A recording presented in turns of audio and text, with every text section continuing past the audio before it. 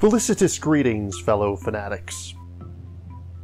Welcome back, ladies and gentlemen. I'm Fanatic, and today we're taking a look at Stacks and Stacks, a family-weight classic-style card game by PureFun Media.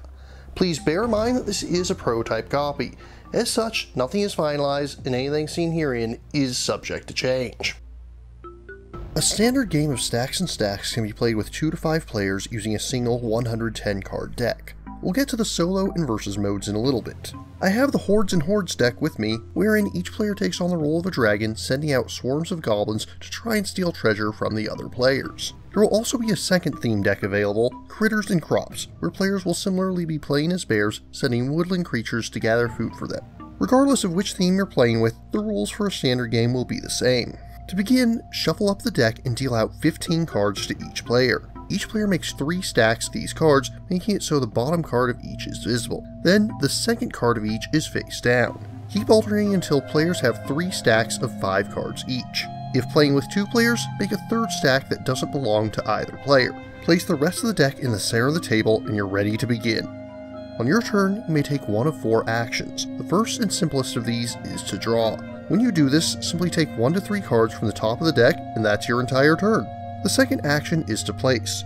When you place, choose one player, it can even be yourself if you wish, and place 1 card from your hand on top of each of their stacks. This is not playing a card. When you place, the cards simply remain on top there. The remaining 2 options are move and play, which are somewhat similar. When you play a card, choose a card in your hand and then play it on top of another card. If the card you're playing on is a number card, then the card you're playing may either add up to 12, or you can play a card that's exactly 1 higher or 1 lower than the card you're playing onto. If you're playing onto a face card or ace, the card similarly must be 1 higher or lower, but it must also match the color of the suit, red or black. As is often the case, you may count an ace as higher than a king or lower than a 2. After you play a card, claim both the card you played and the one you played it on, adding them to your victory pile. If both cards are the same suit, you'll also take 2 additional cards from the stack. If you use 2 6s to add up to 12, you'll take 1 additional card. If you manage to get both 6s of the same suit, this means that you'll take a total of 3 bonus cards. If there aren't enough cards remaining in the stack, you'll continue to take cards from another stack until you've claimed the appropriate number, though still only 1 stack at a time, and never from another player, even if that means there aren't enough cards. There are 2 cards that require special mention. Jokers may count as any card of the player's choosing when they are played on or played onto a card. And finally, dragons, or bears if using Critters and Crops, are rather special. They may be played on with an ace, but if you get to play one, you choose a player, including yourself if you so desire, and take the top card of each stack that they control. Moving is similar to playing and follows most of the same rules. However, instead of choosing a card from your hand, you instead take 1 from the top of one of your stacks and move it to the top of another player's stack, or one of the neutral stacks if playing with 2 players. You then claim both cards, plus bonus cards, following the same rules as playing. However, Jokers and Dragons are again a little different. Jokers may neither be moved nor moved onto, only played or played onto. And Dragons may not be moved either, but you may move an ace onto a dragon. If after playing or moving a card and claiming cards, the top card of any stacks are face down, immediately flip them face up. Play will continue like this until one of 2 end conditions is met. If the deck runs out of cards, or if any player no longer has any cards remaining in their stacks, the round ends immediately. At this point, each player will total up their points. Those in their victory piles add to their score, while those remaining in their hand or stacks are negative points. Number cards are worth 1, face cards are worth 2, aces 3, Jokers 4, and Dragons 6. Once players have totaled up their points for the round, shuffle up all cards and deal out cards to each player for their horde. Each player with a positive score gets 1 card, plus an additional card for every 10 points they had in the round. Do not look at your horde until the end of the game. After that, take the remaining cards and play out a second round. At the end of this round, players will add cards to their horde following the same rules as before. Then, reveal your hordes and total up points using the same scoring method as before. Whichever player has the highest point total in their horde is the winner. As aforementioned, there are 2 alternate modes. Solo can be played with a single deck. To set up, simply deal out 3 sets of stacks as if you were setting up for 3 players, but make sure you know which 3 are your stacks. You still have the same 4 basic actions. However, after each turn, you must take the top card of the deck and place it on top of one of your stacks. Your goal is to clear out as many cards as you can as quickly as possible. Once all 3 of your stacks are gone, you'll total up the number of points remaining in the deck. If this is equal to or greater than the number of total points in your hand and the other 2 stacks, then you win. And finally, we have Versus Mode. Versus Mode is specifically for 2 or 4 players and must be played with 2 different decks.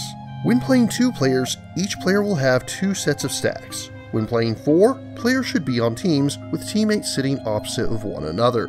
Each team will have their own deck, so in this case, the Dragon team is using the Hordes and Hordes deck, while the Bear team is using the Critters and Crops deck.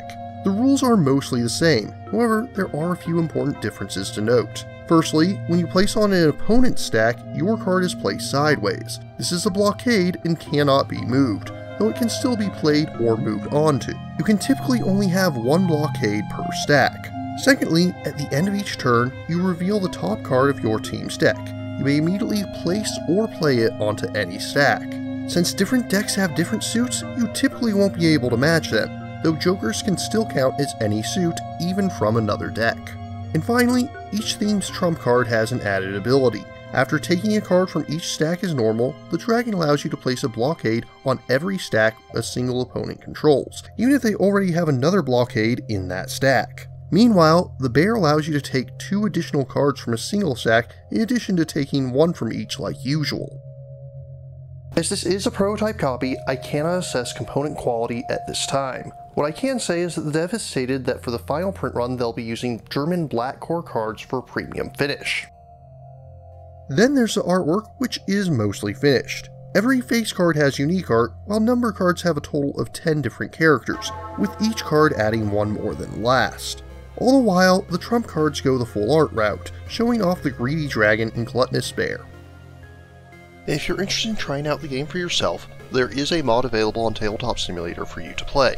As always, I like to be supportive of any devs that are confident enough in their product to put up a full demo for players to try out before they buy it.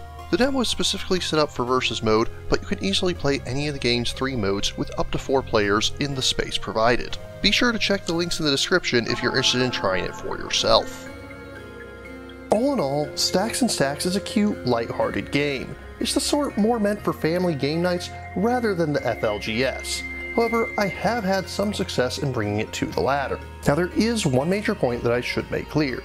Yes, a single 110 card deck is basically 2 standard decks of playing cards with 2 wilds and a trump card each. That being said, the game is fun and unique, and the Versus mode in particular makes very interesting use of the 2 interacting decks. Or maybe you're the sort that just likes to collect unique decks. You could always remove the 2 trump cards and use it as just that. As this is a prototype copy, I'll not be giving Stacks and Stacks a formal review score at this time. What I can say is, although it's not my sort of game, I would wholeheartedly recommend it to family gamers. And I wish PureFun good luck in bringing it to Kickstarter and the market. Stacks and Stacks is aiming for a Kickstarter launch date of late June to early July. If you're interested in purchasing or learning more, links are included in the description. But what about you? What do you think of Stacks and Stacks? What family style games do you enjoy? If you have any questions, remarks, or opposing points of view, leave them in the comments down below. And don't forget to like, share, subscribe, and ring that bell. And if you really enjoy my work, please consider funding my channel on Patreon. Until next time, farewell, fellow fanatics.